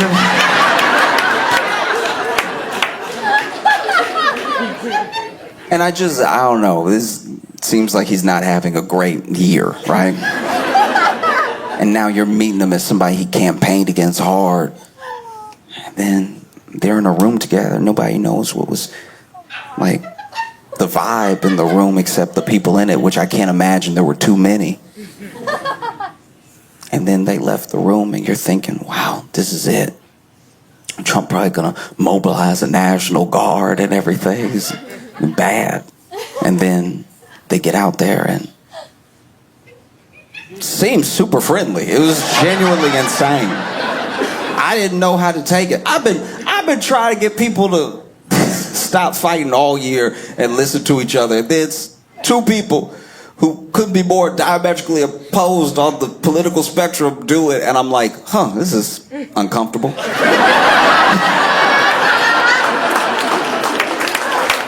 I don't know if I like this at all. That was deeply upsetting. And then, Trump sitting there, Zohan standing there. That was a weird dynamic. That was like that part was uncomfortable. I was like, he's got to stand at the desk, like it's show and tell, like. But then they're talking to the press, and it's like more than cordial. It's like he's like really hyping Mamdani up. He's like, he really beat the odds and everything, and I admire him a lot. And he's over here doing his thing. Young man, bright future for the city and everything. And I'm just watching like, what?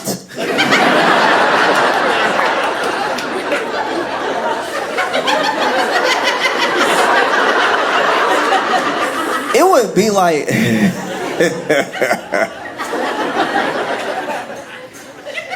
This feeling, I'm not even saying this is bad. I don't know if I can trust it yet. You gotta forgive me, I'm black in America. But I'm telling you right now, watching that press conference, it felt like, oh, y'all are pretty white. You'll understand what I'm saying. Okay. This feels like what I imagine y'all would feel like if you had all your friends come to Thanksgiving, and then just because of the seating, just by accident, your most racist uncle was sat next to your young black friend, right? And so you're expecting, oh no, this is about to be terrible. And then out of nowhere, your most racist uncle just starts talking to your black friend about A Tribe Called Quest.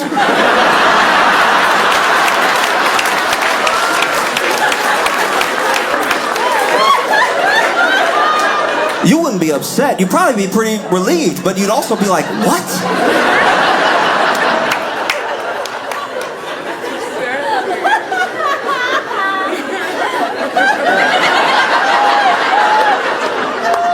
How does he know so much about Tribe Called Quest?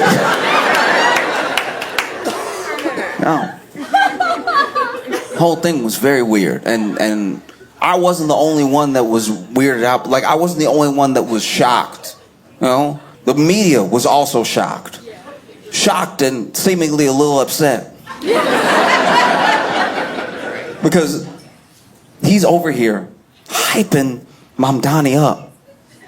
And I don't know if they got the first question, but I think they did. First question, New York Post was like,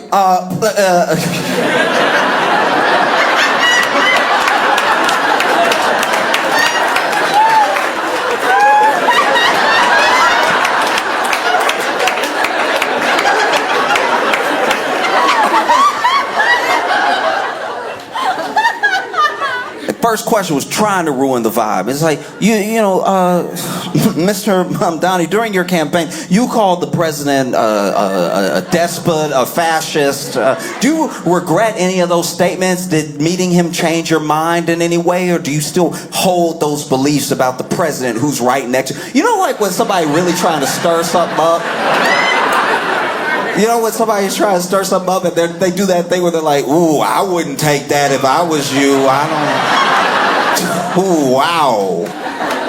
They said that about my mama. I don't know what I would do if you. Ooh, that's bad. Wow. No, you better than me. You better than me, because I'm not scared to slap somebody. You know what I mean? You know, you see those people who really try to stir something up there, ask them, you know, what do you say?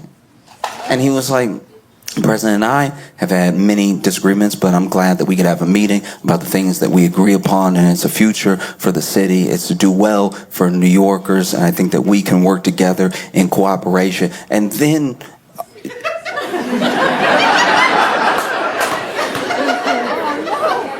you even see Trump. You even see Trump just like looking at him like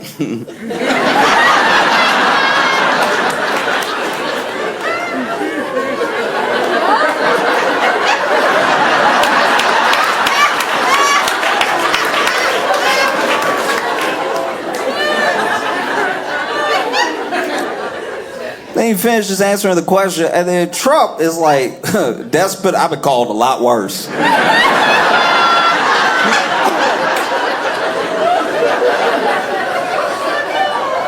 I don't even know who asked the next question. I saw another clip with somebody just as upset as New York Post was over here.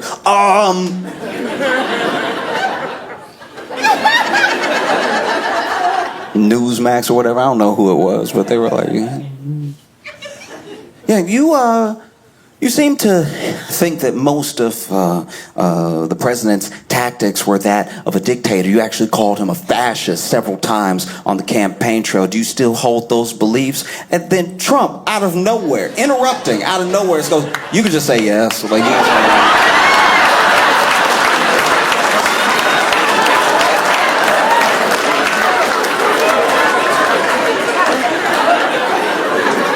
You can just say yes. It's easier. It's easier if you just say yes.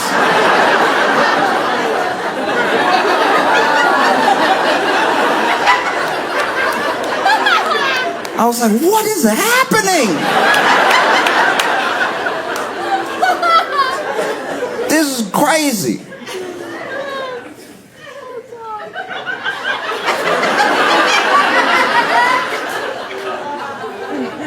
It's like watching Aladdin. And then they went through all that just to like hang out with Jafar. You know what I mean? Crazy.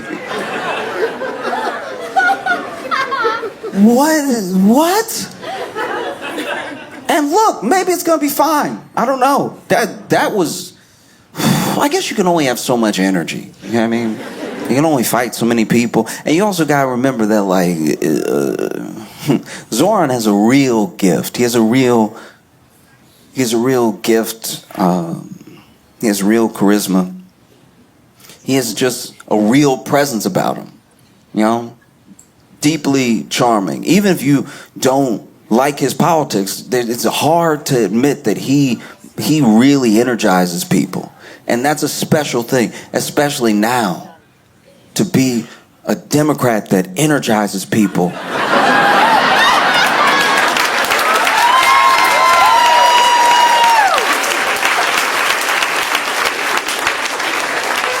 There's not many.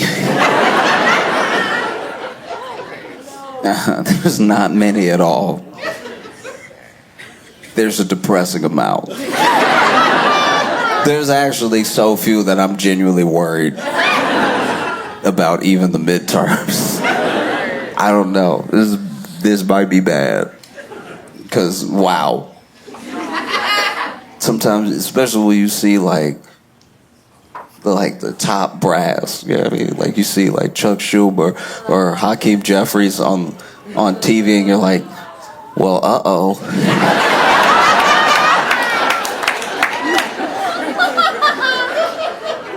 Do you know what I mean? Like, Hakeem Jeffries got the vibe of somebody who is like,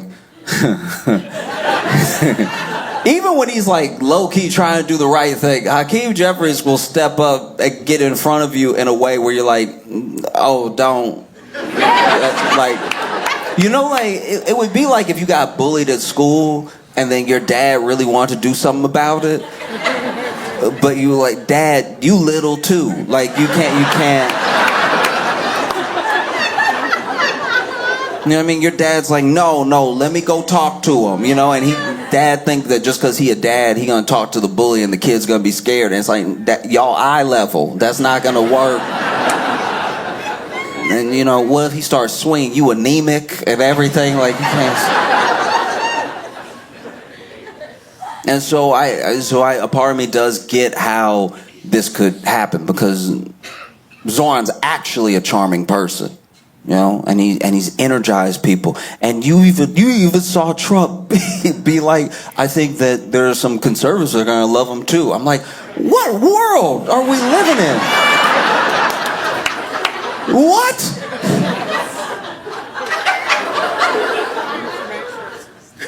It just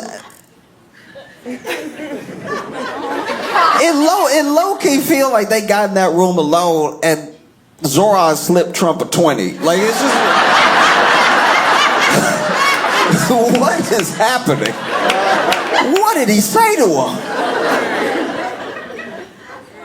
But I get it, because, you know, he's actually, you know, charismatic person, and Trump is surrounded, especially in this second term, more so than the first. The first term, Trump was surrounded by, you know, some sycophants and everything, but mostly people who were very, very deeply qualified and boring.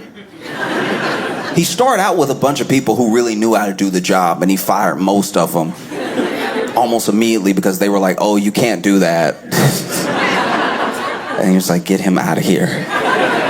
He was firing people hard. That first term, remember, I don't even know how to say his dude's name right. Reince Priebus, what's his name? Reince Priebus. He fired that dude on a runway. Like, that dude had to walk back from the tarmac. Maybe I'm imagining it, but I feel like it was raining. Like, it was... And then he had to fire that dude that was the White House press secretary, Sean Spicer. The next time we saw Sean Spicer, he was on Dancing with the Stars. And we were like, how? You're not even fit. Like, what's...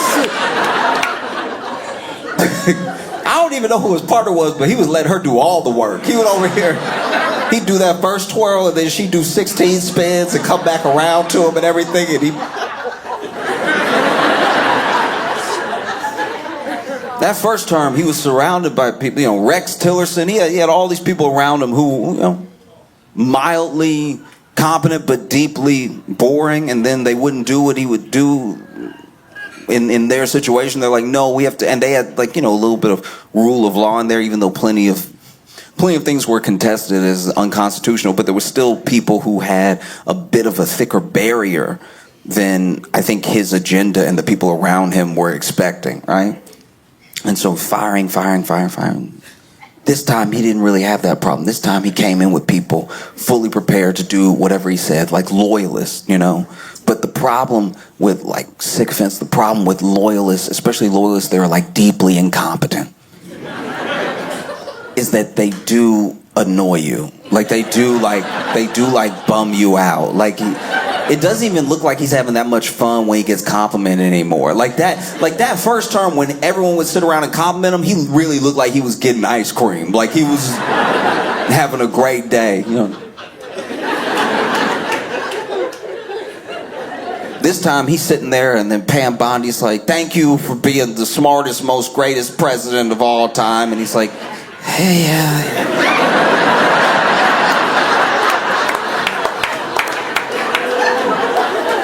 Doesn't feel like she mean it. Like, so to have Mamdani, who knows? Maybe Mamdani, like, gave him a compliment that was like, oh wow, you noticed?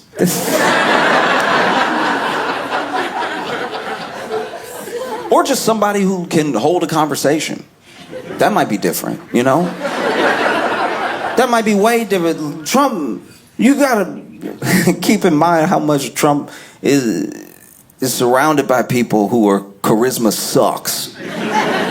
Like, they just, like, even when Trump is, like, trying to be funny, I'm sure they ruin it. Trump might even try to make a joke, And then they don't know because they're trying to be a loyalist so hard, they don't even know he's making a joke. So then they're like, do you want us to do that? Do you want us to do... It's not fun at all. You know? It is a funny idea to me, though, that maybe, even for like who Trump is, he would rather hang out with Zoran than like JD Vance. Like it's like the idea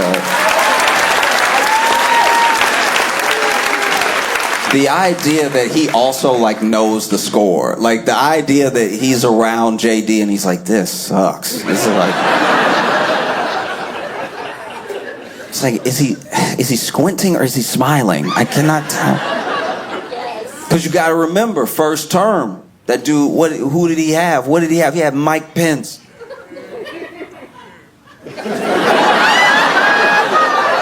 This man was trying to be president, had Mike Pence at every turn, just around the corner, like one of those kids from The Shining, just like, anything you need me to do, Mr. President?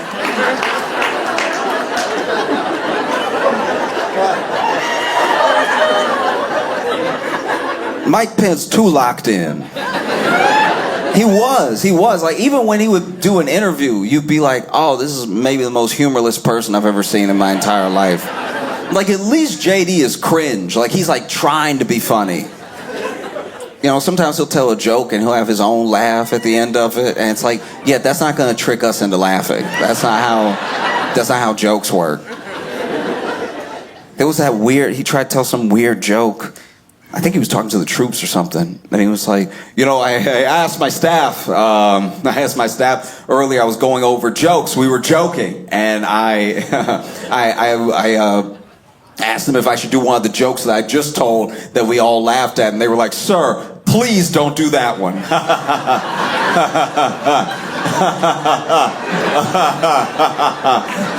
What just happened? What happened? What was that? That's insane. You are now laughing at a thing we didn't hear. We are not in your head. That's what Trump is around. It's just that guy, or you go to the past and it's just someone being like, so you want to like pray?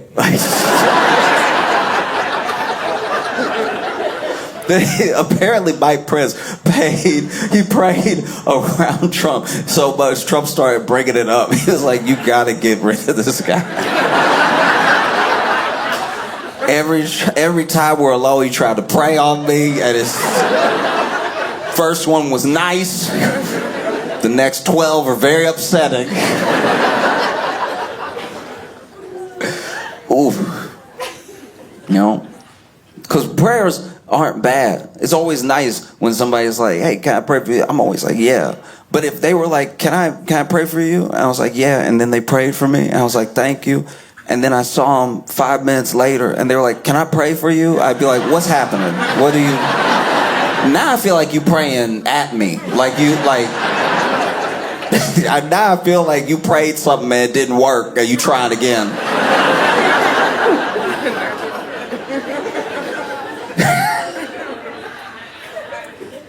Oh, so then he's in there with Mamdani and they have whatever conversation they have. I'm sure we'll find out little pieces of it later or whatever. Maybe it's out now, I don't know. I watched the press conference and that was about all I could take.